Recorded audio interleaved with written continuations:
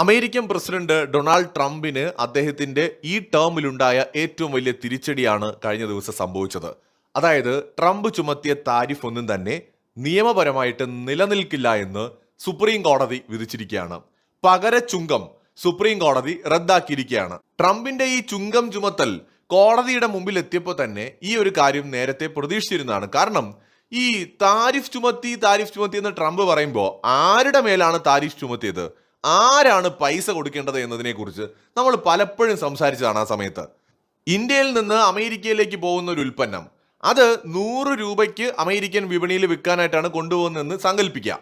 President Trump അതിനു മുകളിൽ 50% tariff ചുമത്തി കഴിഞ്ഞാൽ ആ ഉൽപ്പന്നം അമേരിക്കയിൽ 150 രൂപയ്ക്ക് വിൽക്കാൻ പറ്റൂ.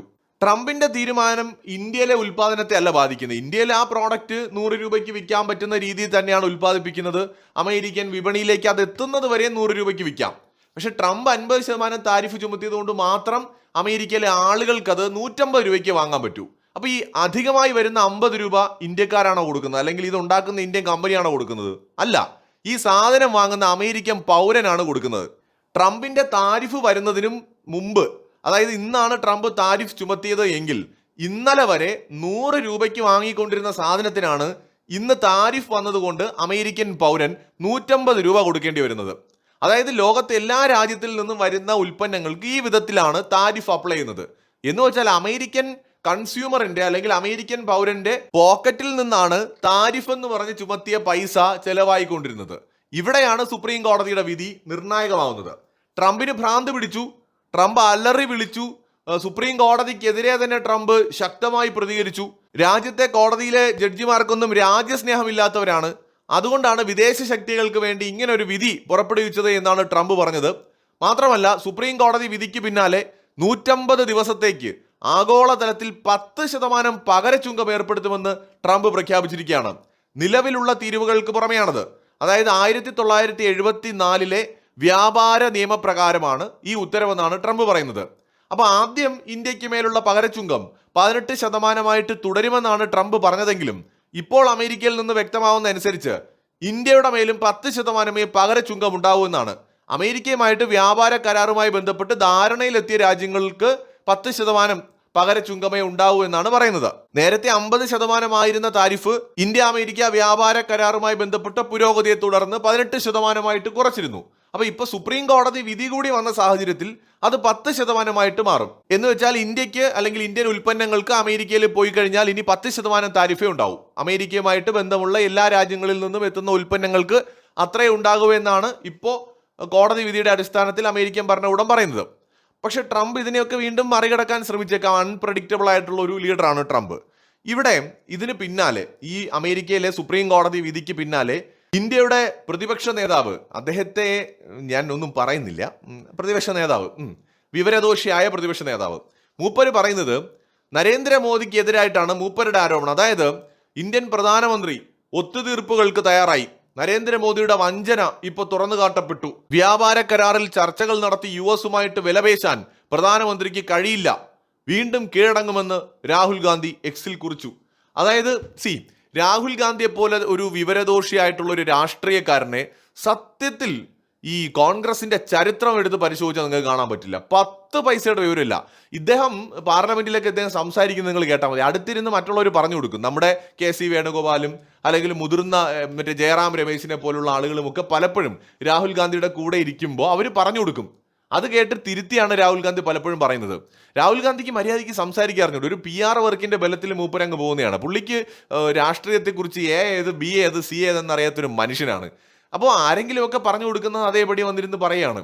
അതുകൊണ്ട് തന്നെ ഈ സ്ക്രിപ്റ്റിൽ ഇല്ലാത്ത കാര്യങ്ങൾ ആരെങ്കിലും ചോദിച്ചാൽ മൂപ്പര് പെട്ടു. അങ്ങനെ പല സന്ദർഭങ്ങളും ഒന്ന് യൂട്യൂബിലൊക്കെ പോയി നോക്കിയാൽ മതി, പുള്ളിക്കാരൻ പെട്ട് കറങ്ങി നിൽക്കുന്നതൊക്കെ നമുക്ക് കാണാം. അപ്പൊ രാഹുൽ ഗാന്ധി പോലത്തെ ഒരാളിൽ നിന്ന് ഇതൊക്കെ പ്രതീക്ഷിച്ചാൽ മതി. ഇന്ത്യൻ ജനാധിപത്യത്തിന്റെ ഗതികേടാണ്, കോൺഗ്രസ് എന്ന് പറയുന്ന പൊളിറ്റിക്കൽ പാർട്ടിയുടെ ഗതികേടാണ് രാഹുൽ ഗാന്ധിയെ ചുമക്കേണ്ടി വരുന്നു എന്നുള്ളത്. കോൺഗ്രസ് എന്ന് പറയുന്നത് ഒരു കാലത്തും ഈ പറയുന്ന നെഹ്റു കുടുംബത്തിന്റെ തറവാട്ട് സ്വത്തായിരുന്നില്ല. പക്ഷെ കോൺഗ്രസ് പിന്നീട് നെഹ്റു ഇന്ത്യയുടെ പ്രധാനമന്ത്രി ആയതിനു ശേഷം കോൺഗ്രസ് എന്ന് പറയുന്നത് ഒരു കുടുംബ പാർട്ടിയാക്കി മാറ്റുകയാണ് പിന്നീട് ഉണ്ടായത്. മാത്രമല്ല ഇന്നിപ്പോ കോൺഗ്രസ് പാർട്ടി അതിന്റെ നേതൃത്വം കൈയാളുന്ന വ്യക്തികൾക്ക്, ശരിക്കും ഹൈക്കമാൻഡ് എന്ന് വിളിക്കുന്നവർക്ക് ഇന്ത്യൻ ദേശീയതയെക്കുറിച്ചോ നമ്മുടെ ഒരു ഒരു പൂർണ്ണമായും ഈ രാജ്യത്തിന്റെ പാരമ്പര്യത്തെ ഉൾക്കൊള്ളാനോ ഒന്നും കഴിഞ്ഞിട്ടില്ല. ഇപ്പം സോണിയാഗാന്ധി എന്തൊക്കെ പറഞ്ഞാലും അവരൊരു വിദേശ വനിത തന്നെയാണ്, അവർ ഇന്ത്യയിൽ വന്ന് സെറ്റിൽഡ് ആയിട്ടുള്ള ഒരാളാണ്. അപ്പൊ അവർക്ക് ഇന്ത്യയുടെ ഒരു ചരിത്രം ഇന്ത്യക്കാരനായിട്ടുള്ള ഒരാൾ ഉൾക്കൊള്ളുന്ന പൂർണ്ണമായ മനസ്സോടെ ഉൾക്കൊള്ളാൻ പറ്റുമെന്നൊന്നും നമുക്കറിയില്ല. ഇന്ത്യയുടെ ആ ഒരു ഇമോഷൻസ് ഉൾക്കൊള്ളാൻ പറ്റുമെന്ന് നമുക്കറിയില്ല. രാഹുൽ ഗാന്ധി ആണെങ്കിലും മൂപ്പരാണെങ്കിലും പുള്ളിയുടെ പ്രതികരണങ്ങളിൽ നിന്ന് ഇപ്പോഴും ഇന്ത്യയുടെ ആത്മാവിനെ ഉൾക്കൊള്ളാൻ കഴിഞ്ഞിട്ടില്ല, കുറെ PR സ്റ്റണ്ട് നടത്തുന്നു എന്നുള്ളതല്ലാതെ. ഇപ്പൊ പ്രിയങ്ക ഗാന്ധിയും അങ്ങനെ തന്നെയാണ്.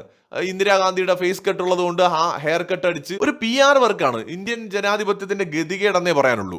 ഇന്ത്യ ഗവൺമെന്റിന്റെ ആ ഒരു പോളിസി എത്ര മനോഹരമായിട്ടാണ് ഇന്ത്യ അമേരിക്കയെ ഡീൽ ചെയ്യുന്നത്. ഇന്ത്യൻ പ്രധാനമന്ത്രി ട്രംപിന്റെ തന്തയ്ക്ക് വിളിച്ചില്ല എന്നൊക്കെയാണ് പലരും പറയുന്നത്. അതായത് മോദി വന്ന് മൈക്കെടുത്ത് ട്രംപിനെ 4 പറയണം. ഈ ട്രംപിനെ മോദി 4 പറഞ്ഞാൽ എന്താ ഉണ്ടാവുക എന്നുള്ളത് എല്ലാവർക്കും അറിയാം. ഇന്ത്യ അമേരിക്ക ബന്ധം ഖതം, അതോടെ രാഹുൽ ഗാന്ധിയുടെ ഭാഷയെ പറഞ്ഞ ഖതം. അപ്പോ അതാണ് വേണ്ടത്. പ്രതികരിക്കടാ ഉണ്ണി എന്ന് പറഞ്ഞിട്ട് മോദിയെ കൊണ്ട് പ്രതികരിപ്പിക്കാനായിട്ട് ഇവർ ആഗ്രഹിക്കുന്നത് അമേരിക്കയെ മോദി 4 പറയുന്നുള്ളത് കൊണ്ടല്ല. അങ്ങനെ പറഞ്ഞാലേ ഇന്ത്യ അമേരിക്ക റിലേഷൻ മോശമാവുള്ളൂ, ഇത് ഇവർക്കറിയാം. ഇനി ഇന്ത്യ അമേരിക്ക റിലേഷൻ മോശമായ ഇവരെന്ത് പറയും? നയതന്ത്ര പരാജയം, പൂർണ്ണ നയതന്ത്ര പരാജയം. ഇവിടെ ട്രംപിനെ പോലെ അൺപ്രഡിക്റ്റബിൾ ആയിട്ടുള്ള അമേരിക്കയിലെ രാഹുൽ ഗാന്ധി, അങ്ങനെ വേണമെങ്കിൽ നമുക്ക് ട്രംപിനെ വിളിക്കാം, അങ്ങനത്തെ ഒരു മനുഷ്യനെ ഇതുപോലെ ഡീൽ ചെയ്യാൻ പറ്റുള്ളൂ. ട്രംപിന്റെ കയ്യിൽ വലിയ പവർ ഉണ്ട്. നമുക്ക് നോക്കുമ്പോൾ ഇന്ത്യ നോക്കുന്ന സമയത്ത് ട്രംപ് എത്ര പൊട്ടനെന്ന് പറഞ്ഞാലും മണ്ടനെന്ന് പറഞ്ഞാലും അയാളുടെ കയ്യിൽ പരിധികളില്ലാത്ത പവറുണ്ട്. അത് മണി പവറും ഉണ്ട്, മസിൽ പവറും ഉണ്ട്. ഇപ്പോൾ സൈനിക ശക്തി എന്ന നിലയിൽ US വേൾഡിലെ നമ്പർ 1 ആണ്. ഞാൻ പല വീഡിയോകളിലും പറയാറുണ്ട്, ചൈന പോലും US-നെതിരെ ഒരു ചുക്കും ചെയ്യില്ല. എല്ലാവരും തള്ളി മറിക്കുന്ന ചൈന പോലും.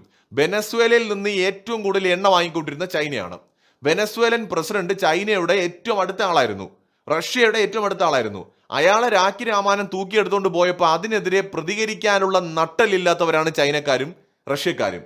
ഇറാനിൽ കയറി അമേരിക്ക B-2 ബോംബർ വിമാനം എടുത്തിട്ട് അന്താരാഷ്ട്ര നിയമങ്ങൾ ലംഘിച്ച് ഇത്രയും വലിയ ആക്രമണം നടത്തിയ സമയത്ത് ഒരക്ഷരം മിണ്ടാത്തവരാണ് ചൈനക്കാരും റഷ്യക്കാരും.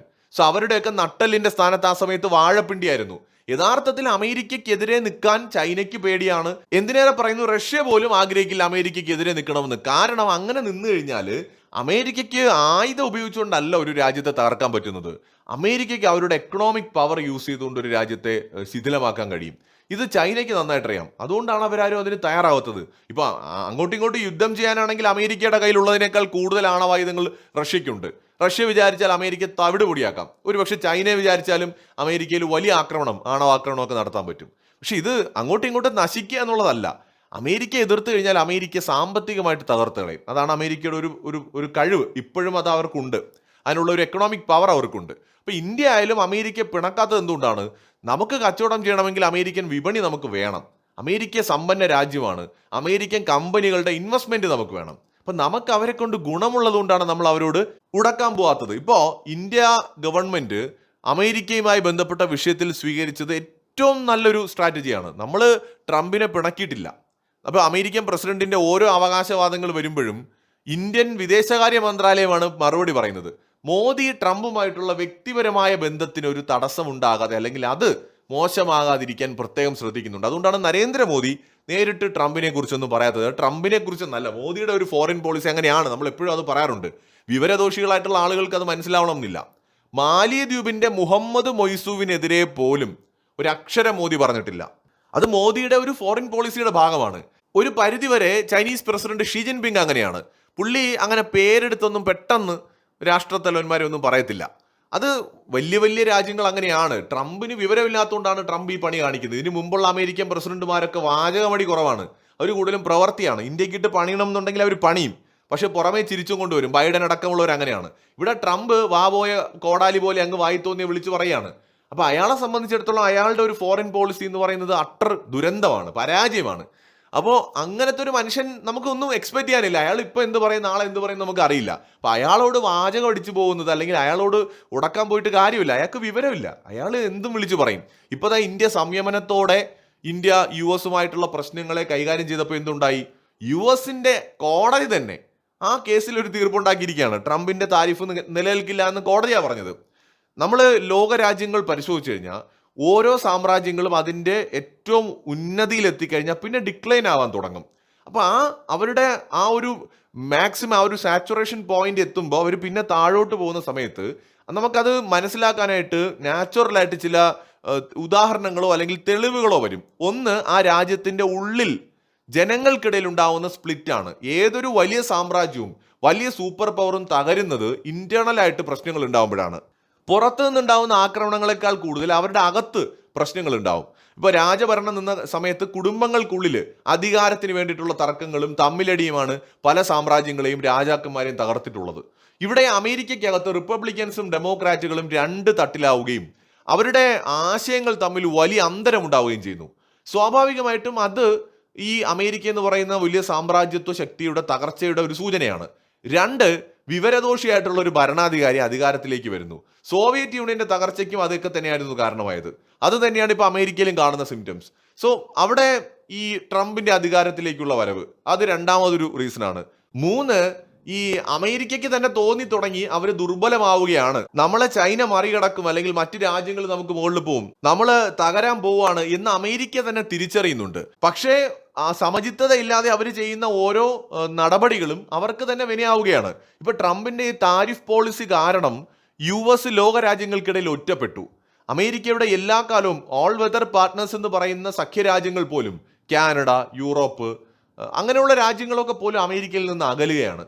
ഇന്ത്യ പോലും US ഒന്ന് ട്രസ്റ്റ് ചെയ്ത് തുടങ്ങിയപ്പോഴാണ് താരിഫ് യുദ്ധം ഇന്ത്യ അമേരിക്ക റിലേഷനെയും അകറ്റിയത്. അമേരിക്ക ഇതുകൊണ്ട് എന്താണ് നേടിയത്? ഇപ്പൊ സുപ്രീം കോടതി വിധി കൂടി വന്നതോടെ താരിഫ് പോരാട്ടമൊക്കെ വെറുതെയായി. അപ്പോൾ ശരിക്കും അമേരിക്ക അവരുടെ പതനത്തിലേക്ക് പോവാണ്. അത് അവർ സ്വയം വരുത്തി വെച്ചോളും, നമ്മളായിട്ടൊന്നും ചെയ്യേണ്ട കാര്യമില്ല. അമേരിക്ക തന്നെ സ്വയം അവരുടെ പ്രവർത്തികൾ കാരണം തന്നെ അവർ ഒരു തകർച്ചയിലേക്ക് പോകും. അത് മെയിൻലി സംഭവിക്കാൻ പോകുന്നത് ആഭ്യന്തരമായിട്ടുള്ള സംഘർഷങ്ങളാണ്. ഇന്റേണൽ സ്പ്ലിറ്റും പൊളിറ്റിക്സിൽ ഉണ്ടാവുന്ന പ്രോബ്ലംസും തന്നെ അമേരിക്കയുടെ തകർച്ചയ്ക്ക് ഒരു പ്രധാന കാരണമായിട്ട് മാറും. അതിന് പുറമെ അമേരിക്കൻ കറൻസിയുടെ പ്രാധാന്യം കുറയുന്നു. അമേരിക്കയിൽ മാനുഫാക്ചർ നടക്കാത്തൊരു പ്രശ്നമുണ്ട്. ഏജ് കൂടുന്ന ആൾക്കാരുടെ ഒരു എണ്ണം ഭയങ്കരമായിട്ട് വർദ്ധിക്കുന്നു. അതേസമയത്ത് യങ്സ്റ്റേഴ്സിന്റെ എണ്ണം കുറയുന്നു. അങ്ങനെ ഒരുപാട് ചലഞ്ചസ് US ഫേസ് ചെയ്യുന്നുണ്ട്. അപ്പം നമ്മളിവിടെ ഇന്ത്യയെ പോലത്തെ ഒരു രാജ്യം നിലവിലെ ഏറ്റവും വലിയ ശക്തിയായ അമേരിക്കയെ പിണക്കാതെ, വെല്ലുവിളിക്കാതെ, സംയമനത്തോടെ, വളരെ ഒരു എപ്പോഴും പറയുന്ന പോലെ ഒരു ലോ പ്രൊഫൈൽ കീപ്പ് ചെയ്തുകൊണ്ട് ക്ഷമയോടെ അതിനെ നേരിടുന്നു എന്നുള്ളതാണ്. മറിച്ച് അമേരിക്കയുമായിട്ട് ഉടക്കാൻ പോയി കഴിഞ്ഞാൽ അടുത്തൊരു 3-4 കൊല്ലം അമേരിക്കൻ പ്രസിഡന്റ് ട്രംപാണ്. സോ ഇന്ത്യ US റിലേഷനെ അത് മോശമായിട്ട് ബാധിക്കും. നമുക്ക് US നിന്ന് ഒരുപാട് നേടാനുണ്ട്. അവിടെയാണ് മോദി സൈലന്റ് ആവുന്നത്. ഇത് അറിയാത്തത് കൊണ്ടല്ല രാഹുൽ ഗാന്ധിയെ പോലെ ഉള്ളവർ ഇത് പറയുന്നത്. അമേരിക്കയുമായിട്ട് നമ്മൾ ഉടക്കിയാൽ അമേരിക്കൻ കമ്പനികൾ ഇന്ത്യയിൽ ഇൻവെസ്റ്റ് ചെയ്യില്ല. അമേരിക്കൻ കമ്പനികൾ ഇന്ത്യയിൽ ഇൻവെസ്റ്റ് ചെയ്യാതെ വന്നു കഴിഞ്ഞാൽ ഇന്ത്യയിൽ തൊഴിലവസരങ്ങൾ കുറയും. അപ്പോൾ ടെക്നോളജി നമ്മുടെ രാജ്യത്തേക്ക് വരുന്നതിൽ തടസ്സം നേരിടും. ഒരുപാട് പ്രശ്നങ്ങളുണ്ട്. സോ US പിണക്കാൻ പറ്റില്ല. അപ്പോൾ അതിനെ തന്ത്രപരമായിട്ടേ ഹാൻഡിൽ ചെയ്യാൻ പറ്റുള്ളൂ. അത് നമ്മുടെ ആവശ്യമാണ്. അല്ല നരേന്ദ്രമോദിയെ പിടിച്ച് ട്രംപ് മൂക്കിൽ കയറ്റാൻ പോകുന്നില്ല.